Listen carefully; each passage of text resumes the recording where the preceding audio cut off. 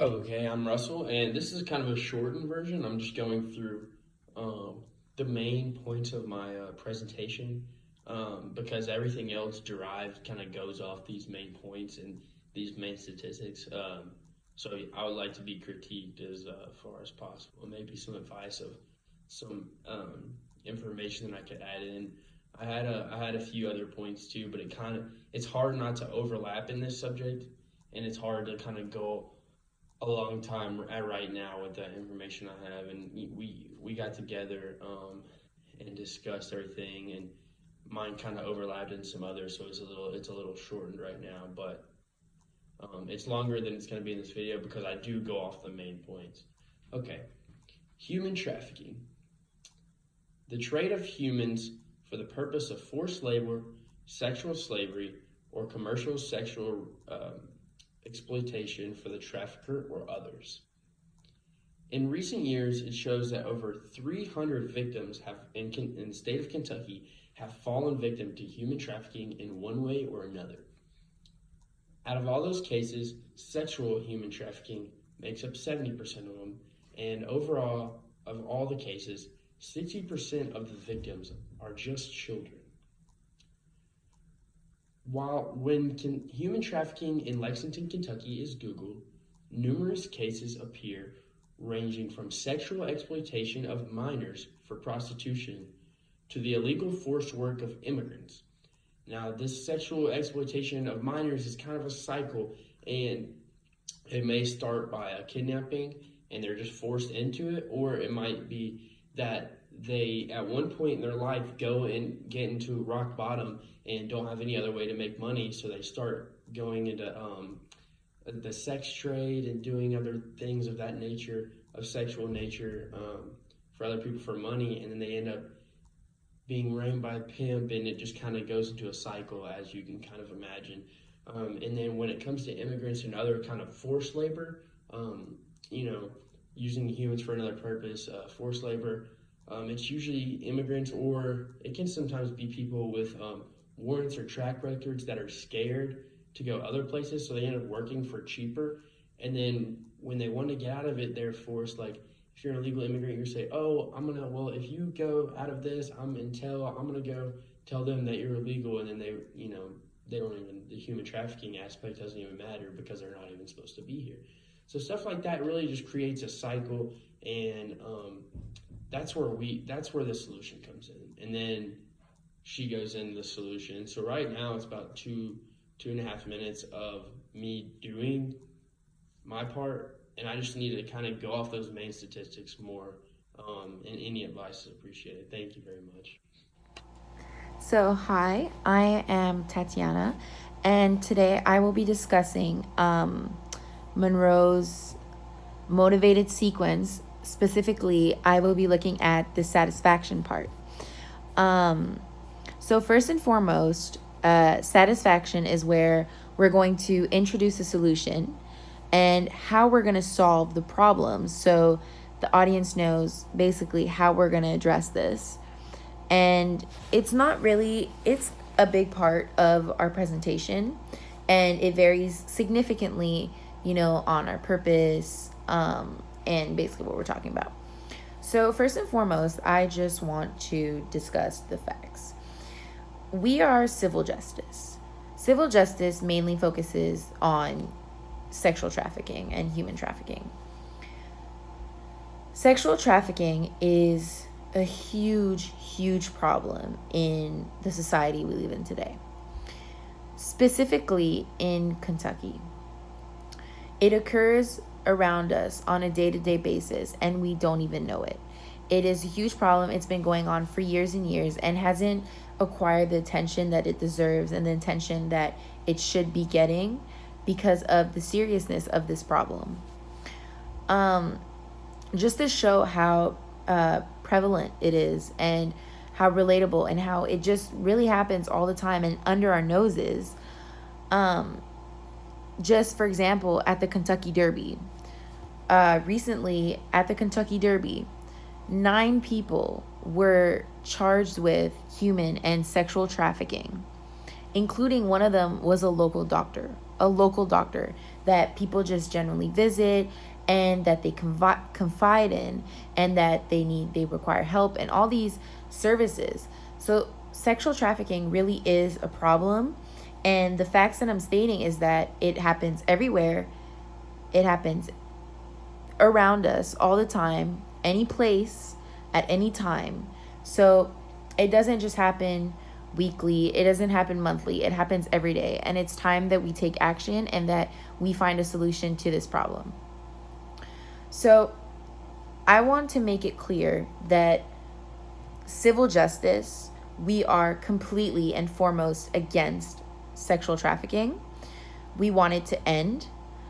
So our position is it needs to end and it has to stop, because it's such a problem in our society and it's so dangerous and it touches the hearts of so many people and causes so many victims.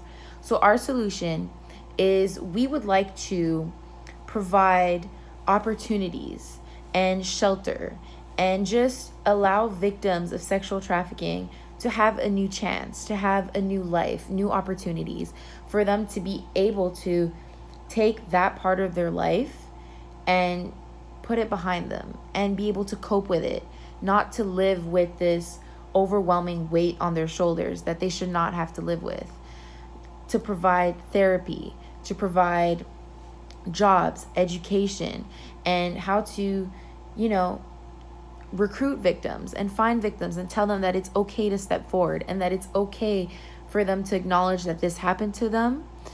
And now it's time to put it in our past.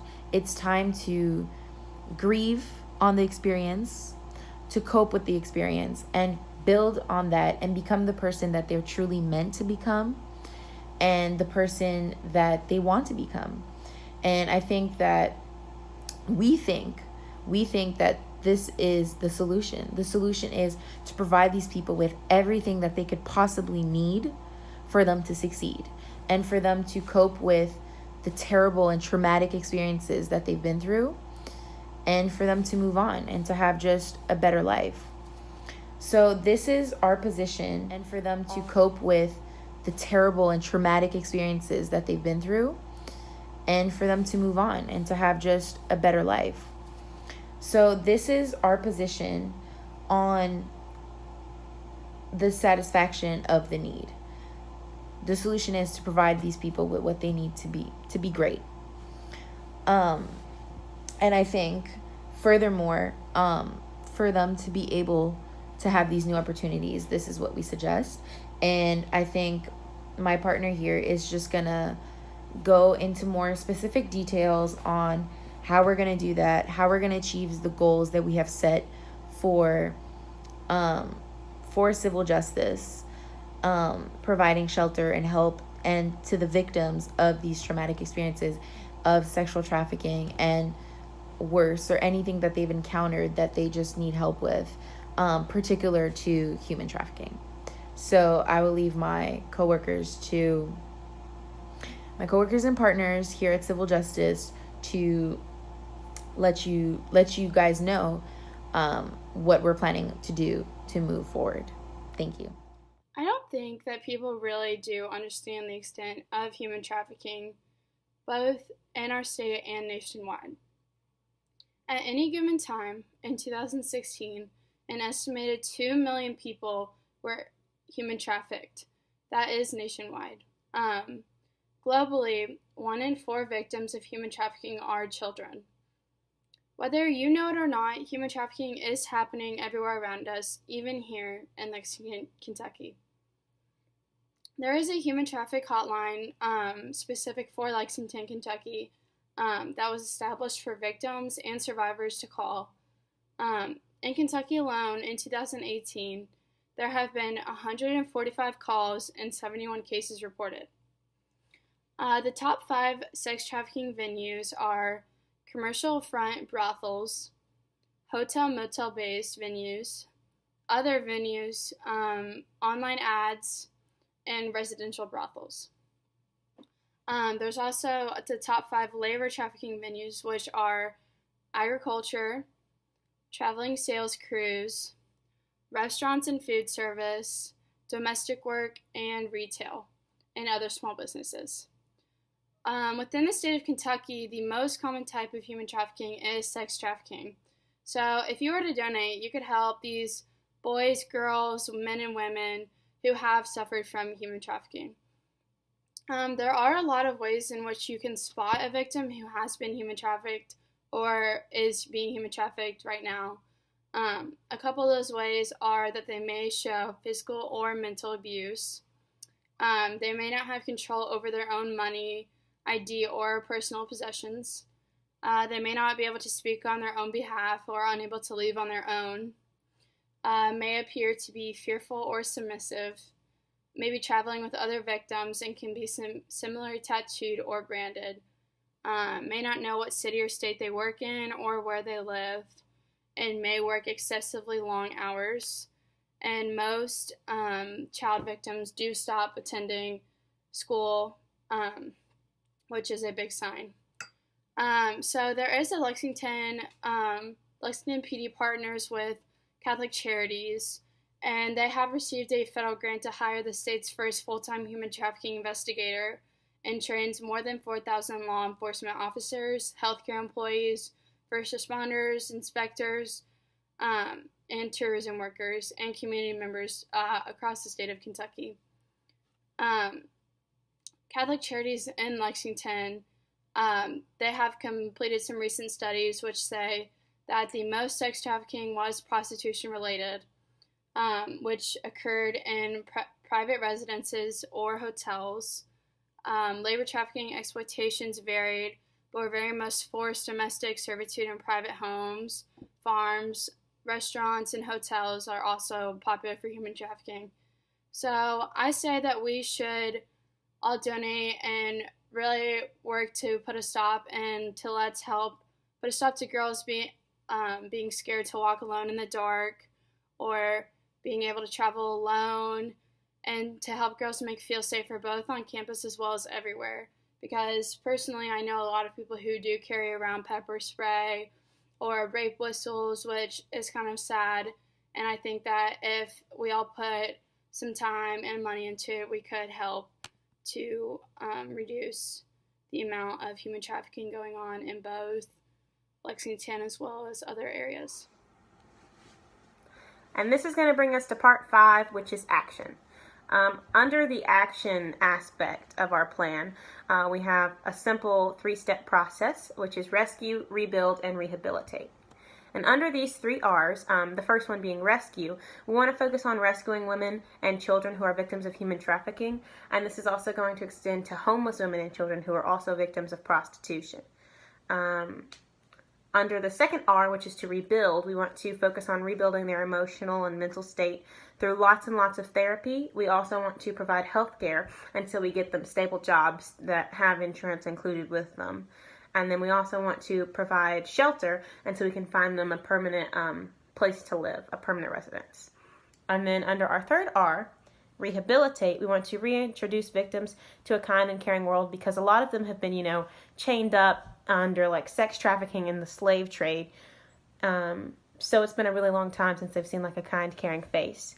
And under that aspect, we also want to never stop supporting them emotionally, considering that, once they're out on their own, they'll be able to support themselves financially and also physically, but that kind of emotional support should still stem from us.